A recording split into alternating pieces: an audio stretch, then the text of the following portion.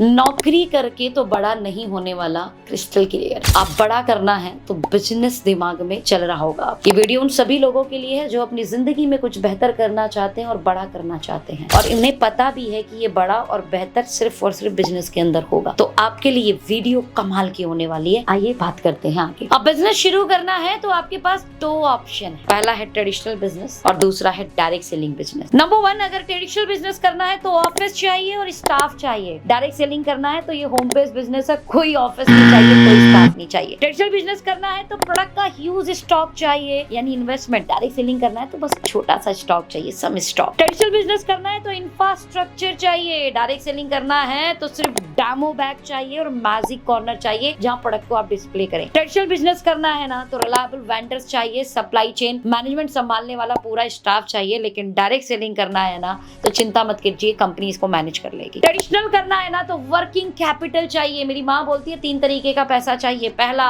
Investment stock के लिए, दूसरा इन्वेस्टमेंट मार्केट में घुमाने के लिए, तीसरा इन्वेस्टमेंट उसके बाद भी डूब जाए तो लगाने के लिए। सोचिए कितना वर्किंग कैपिटल चाहिए। लेकिन डायरेक्ट सेलिंग करना है तो सिर्फ ट्रैवल एंड ट्रेनिंग का खर्चा चाहिए। इतना खर्चा तो स्टूडेंट भी मैनेज कर लेंगे, हाउसवाइफ भी मैनेज कर लेंगे। इतने से खर्चे में बिजनेस बिल्ड हो जाता है। ट्रेडिशनल करना है तो मार्केटिंग, एडवर्टाइजमेंट, बजट, बहुत सारी चीजें करनी पड़ेंगी, एक्सपर्टीज लेनी पड़ेगी कई जगहों पर। लेकिन डायरेक्ट सेलिंग करना है तो सिर्फ एक चीज रखना, वो है learning attitude. Company and upline सब सिखा देगी। ट्रेडिशनल करना है ना तो टैक्स, जीएसटी और पूरा स्टाफ चाहिए, इसके लिए एक अलग से डिपार्टमेंट रखना होगा। लेकिन डायरेक्ट सेलिंग करना है ना, again don't worry, company will manage. Traditional करना है तो ट्रेनिंग एंड डेवलपमेंट, आपको एक टीम रखनी होगी आपके स्टाफ के लिए। लेकिन डायरेक्ट सेलिंग करना है ना तो ये सारा का सारा कंपनी का एजुकेशन सिस्टम और अपलाइन का एजुकेशन सिस्टम हैंडल कर लेगा। आप तो बस तैयार हो जाओ बिजनेस करने के लिए। ट्रेडिशनल करना है ना तो याद रखना, इतना सब कुछ करने के बाद भी धंधा नहीं चला